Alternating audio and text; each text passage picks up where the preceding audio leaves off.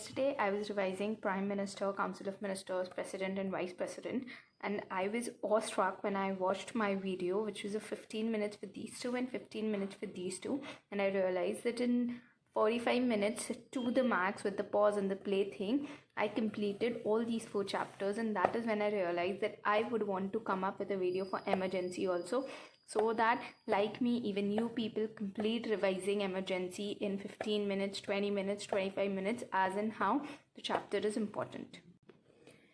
We have completed the constitution part, and emergency provisions falls under the political system, the system of the government. So let's begin with today's topic.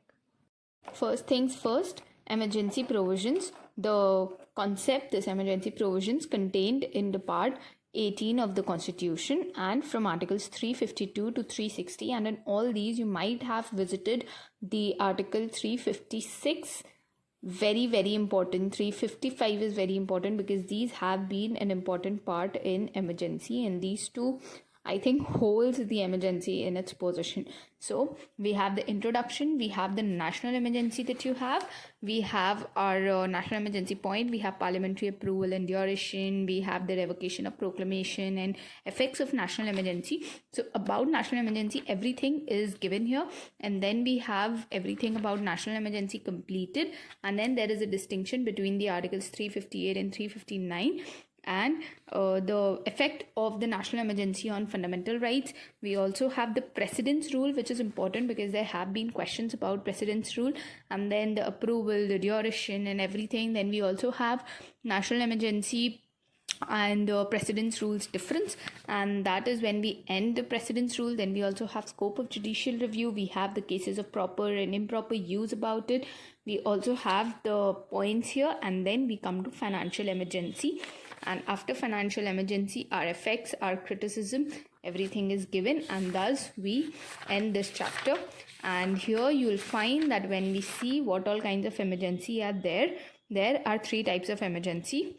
See, emergency due to war, external aggression or armed rebellion. This is like what? Suppose if there is a China-India war, suppose if there is a India-Pakistan war, what will happen? This would be an emergency that due to war and external aggression or armed rebellion, that is the national emergency that we saw. The major portion of this chapter is constituted in this. Then we also have an emergency due to the failure of the constitutional machinery in the states. This is the precedence rule, the second type of emergency that we saw, which is important because a lot of questions have been there from this topic. And then financial emergency due to a threat to the financial stability or credit of India. So these are the 3 types of emergency. We need to see what happens and what are the changes that are made due to these emergency and what happens when these are implied. Read through introduction because introduction lines can be important while writing your answers. See, first we know that emergency provisions, which part, which articles and everything, these enable the central government to meet any abnormal situation effectively. Why? Because then central government takes the major powers, takes most of the powers from the state government also, so that there is no dispute, there is no sense of states coming up with issues, whatever, with the law the central government has brought in.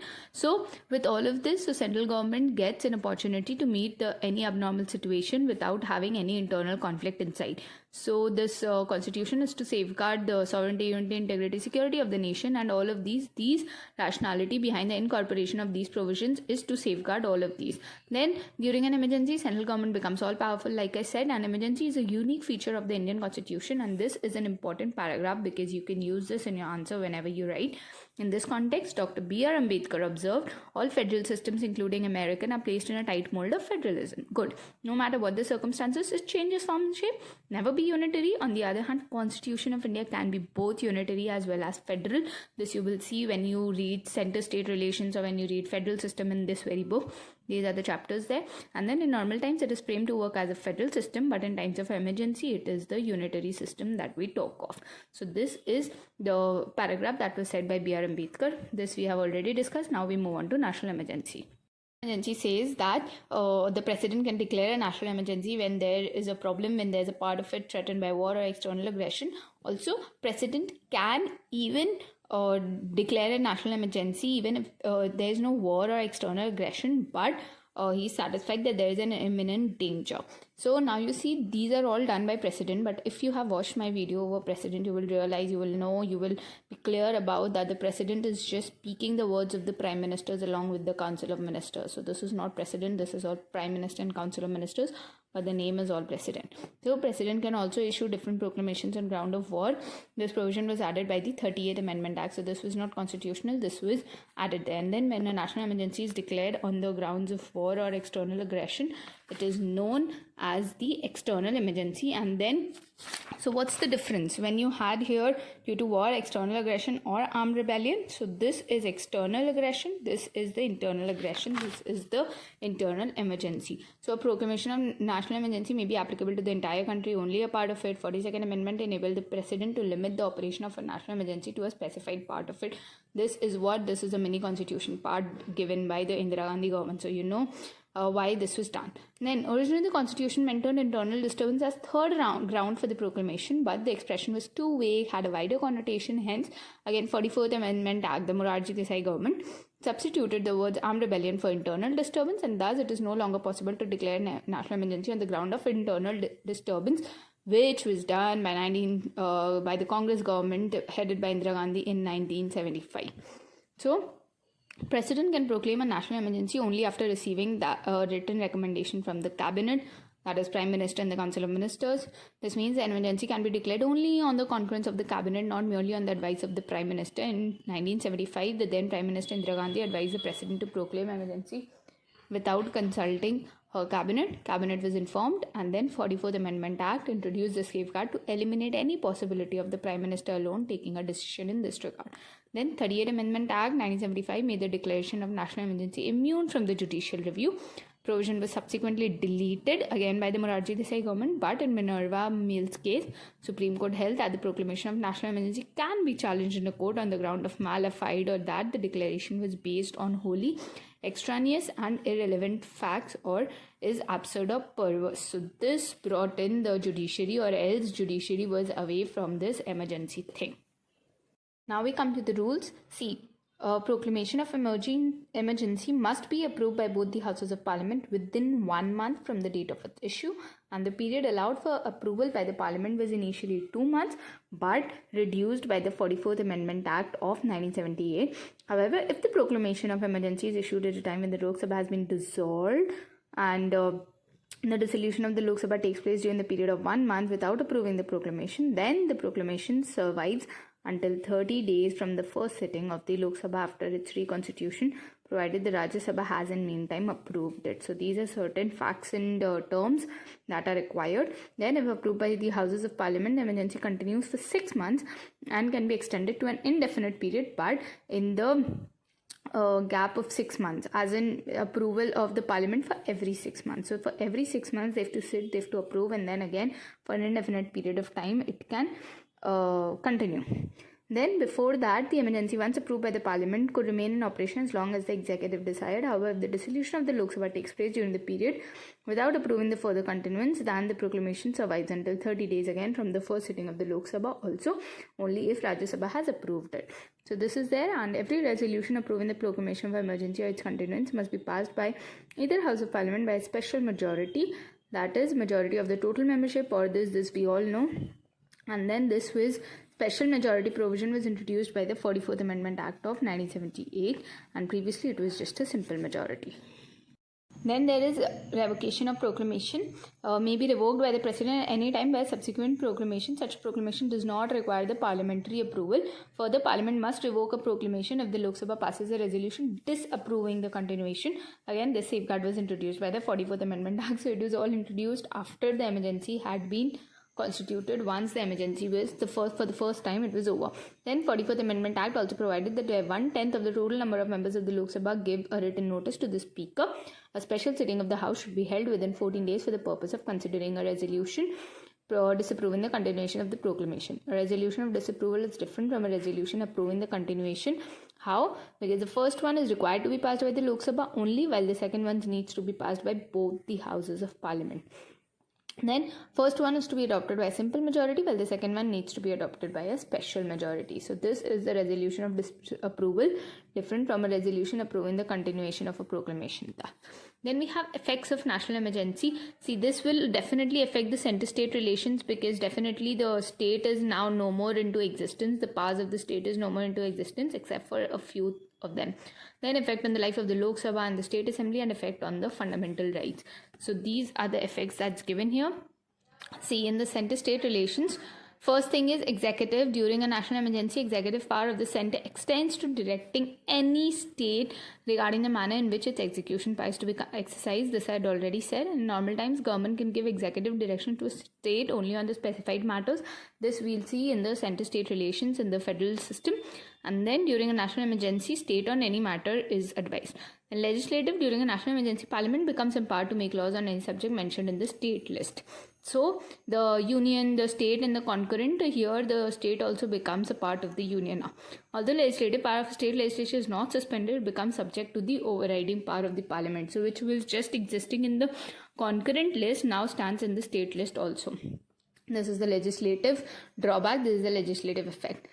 Then, in brief, the constitution becomes unitary rather than federal, and laws made by the parliament of the state subject during a national emergency become inoperative 6 months after the emergency has ceased to operate. Notably, while a proclamation of national emergency is in operation, president can issue ordinances on the state subject also during emergency.